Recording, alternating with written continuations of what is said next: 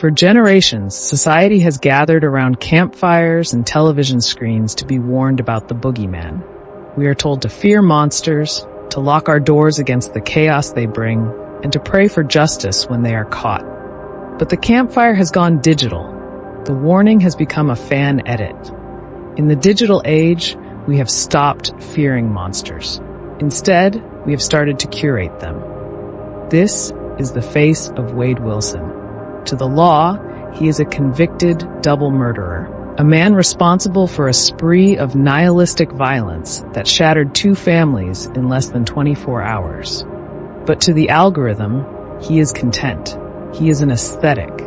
He is the Deadpool killer, a nickname adopted not with shame, but with a swagger that has captivated a disturbing corner of the internet. The question the Oracle Investigates asks today isn't just what he did. The evidence for that is overwhelming. The darker question is, why are you watching? This is the paradox of the modern villain. The weight of the forensic evidence against Wade Wilson is staggering. The details of the crimes, which we will examine with clinical precision, are repulsive to the average conscience. Yet his prison mail slot is overflowing. He receives more declarations of love than many Hollywood celebrities. He has stans, superfans, who dissect his courtroom attire, romanticize his violent outbursts, and create narratives that absolve him of the very brutality he was convicted of. Psychologists call it Hybristophilia, the sexual or romantic attraction to those who commit outrages. It is the draw of the forbidden, the desire to tame the untamable beast. In previous decades, this was a lonely obsession, limited to pen pals and hushed whispers. Today, social media has allowed this pathology to unionize.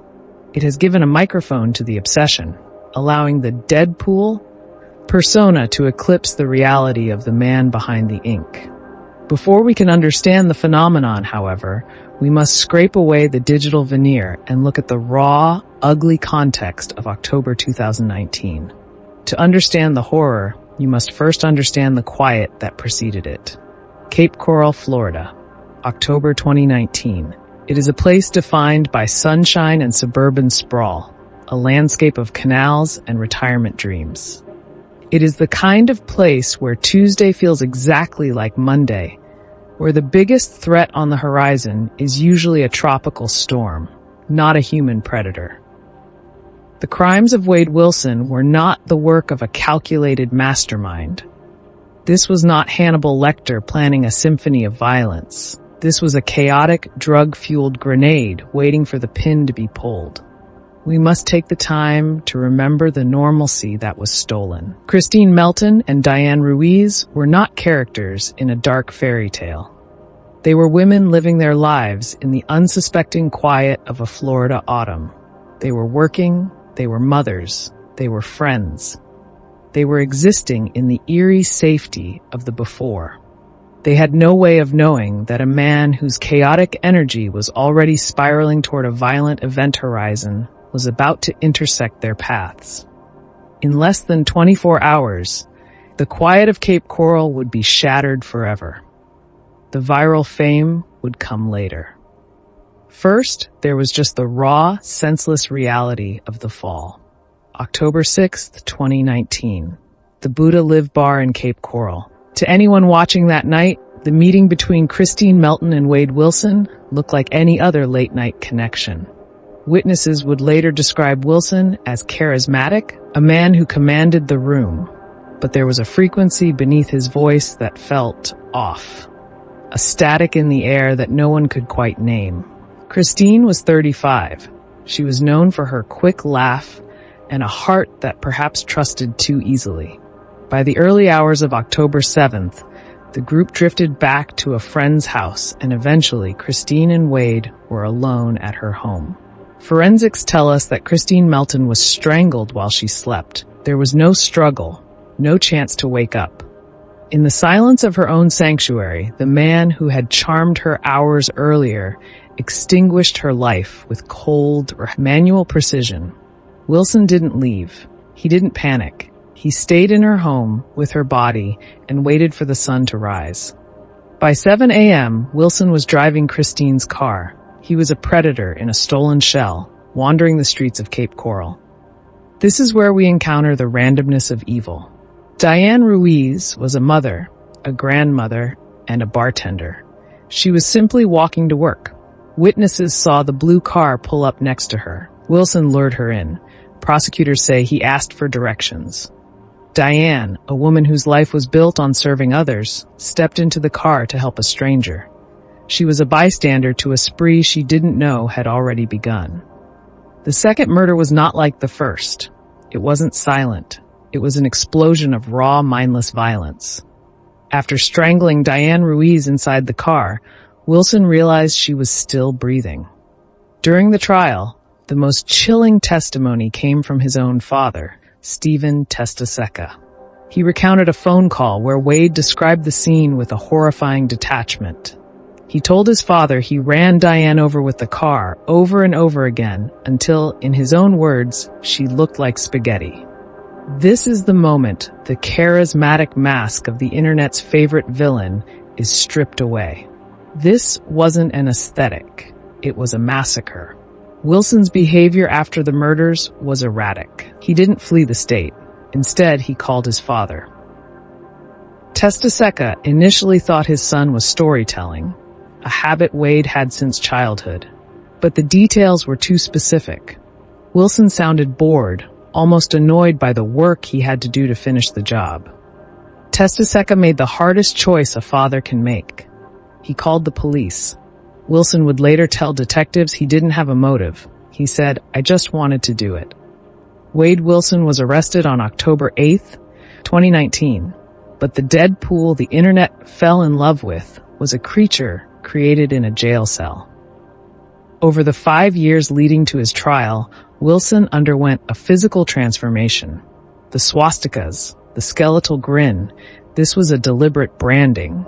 He wasn't just a prisoner. He was becoming the character he knew the world would watch. He was building his own mythos out of ink and infamy. The defense argued drug-induced psychosis. They claimed brain injuries and a diseased mind. But the forensics contradicted the momentary snap theory. Manual strangulation is not an instant act. It takes minutes of sustained, agonizing effort.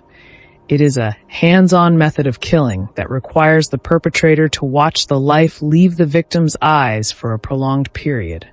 The prosecution argued this wasn't a snap. It was a thrill. A choice made and sustained until the job was done.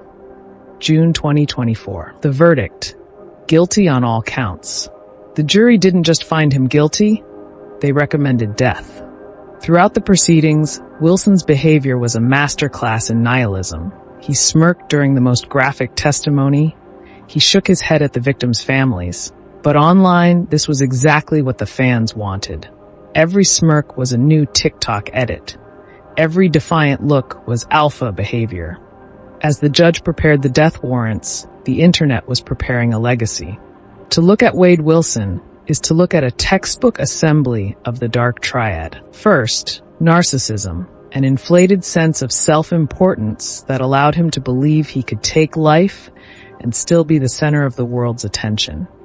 Second, Machiavellianism, the cold, calculated manipulation of his father, the court, and the women he met.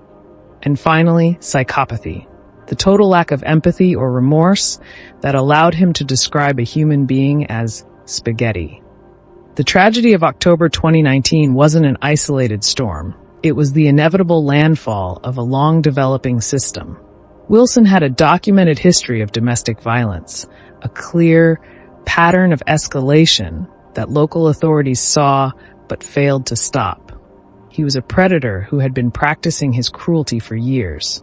He shares a name with a Marvel anti-hero, but Wade Wilson's Deadpool persona isn't a coincidence. It's a strategy. Wilson understood that in a world of 24-hour news cycles, relevance is the only currency that matters. By leaning into the villain aesthetic, by tattooing a skeletal grin onto his face after his arrest, he ensured he wouldn't just be another inmate. He knew that if he couldn't be loved, he would be legendary. He traded his humanity for infamy, realizing that for a man with nothing to offer the world, being a monster was his only path to greatness. Then there is the digital delusion. Why do thousands of people defend a man who admitted to running over a grandmother? We are witnessing the beauty bias, also known as the halo effect, in its most dangerous form. Because Wilson fits a certain physical aesthetic, the human brain, fueled by the algorithm, struggles to reconcile his look with his actions. We see a handsome man and assume there must be a troubled soul underneath. This creates a dangerous empathy for the predator, effectively erasing the prey from the narrative. When we say he just needs help, we are inadvertently spitting on the graves of the women he destroyed. The Oracle Investigates verdict is this: Wade Wilson is not a mastermind. He is not a misunderstood anti-hero. He is a chaotic nihilist. His greatest crime wasn't just the murders of October 6th. It was the way he manipulated our collective thirst for content to turn his trial into a circus. He used his tattoos as branding and his victims' pain as a stage. Every time we share a cool edit of his courtroom smirk, we are participating in his game. We are helping him finish what he started, the total erasure of Christine Melton and Diane Ruiz. We end where we should have begun, with the people who actually matter. When we obsess over the villain, we bury the victims a second time. Wade Wilson wanted you to remember his ink. Instead, remember their names. Christine Melton, Diane Ruiz, The Oracle Investigates has spoken. Please subscribe to The Oracle Investigates for more cold cases.